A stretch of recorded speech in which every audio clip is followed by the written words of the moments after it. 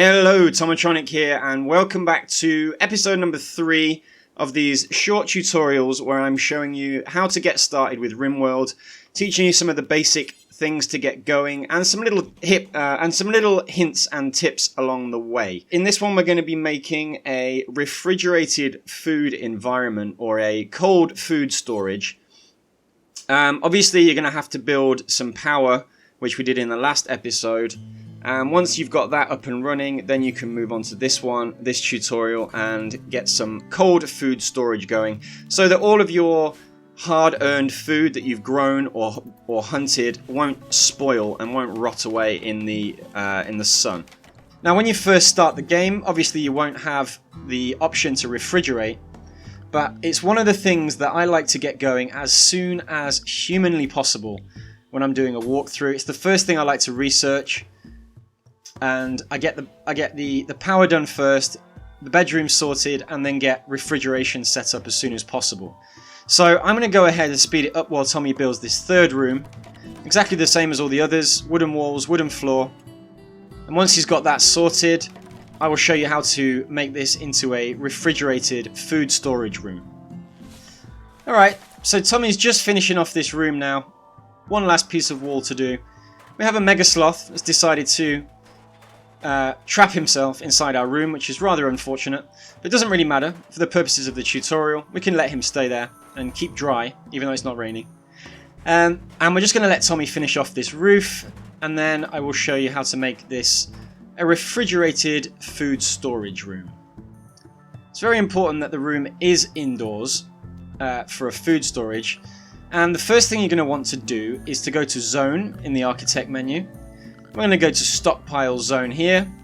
We're going to select the entire room, and then we're going to click on the storage zone, and we can select what things we actually want inside this room, to be stored inside this room, sorry.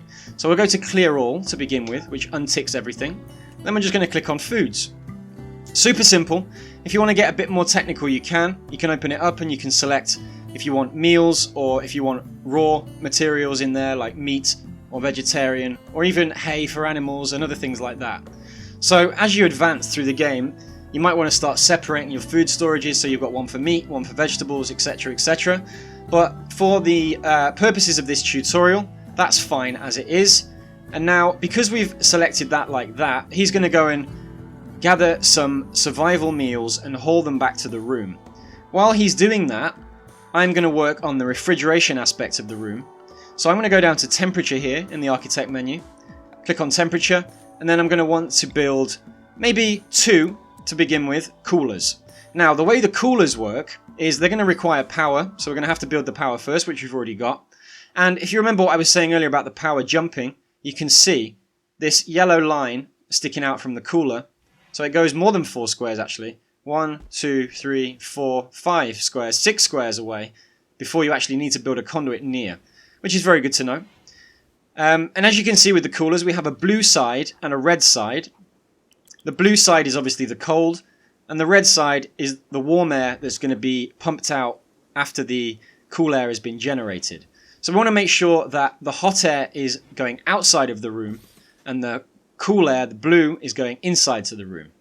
So I'm going to place 2 down there, and then I'm going to go back to power and make sure that we have power conduits running all the way to those coolers. And then I'm going to speed things up while Tutorial Tommy drops off those survival meals that he was carrying and gets to work on building those coolers. Now, one problem with building a cooler in a room that's already established and has a roof on, as soon as the builder starts to work on it, it will delete the wall that was underneath it. And that means that temporarily, while you're building, the room is classed as being outdoors. And this can be a real problem if you have a heat wave on or something like that. The room can get extremely hot inside, and you can lose some of your food, you can perish before you can get your coolers built. So it's one thing to be careful with. If you ever decide to build a cooler in a room, just make sure that it's not a heat wave and it's pretty cool outside that can take the temperature inside while you're building it.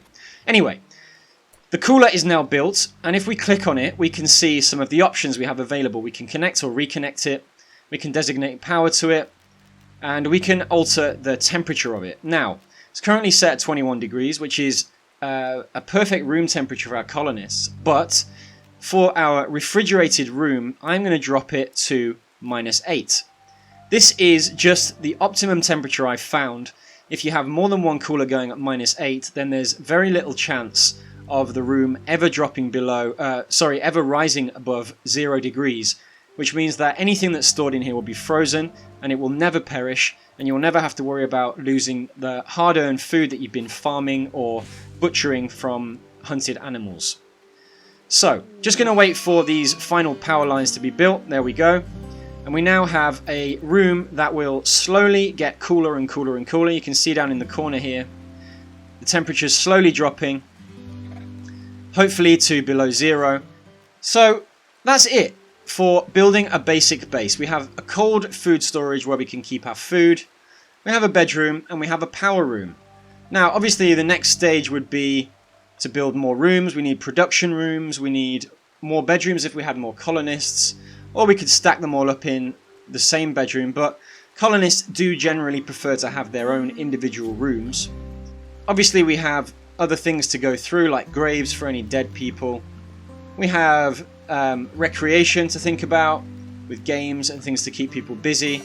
We also have security, things we can build, and then lots of other wonderful things we can do with this game. But for now, I think that shows how to build a very basic starting to a base.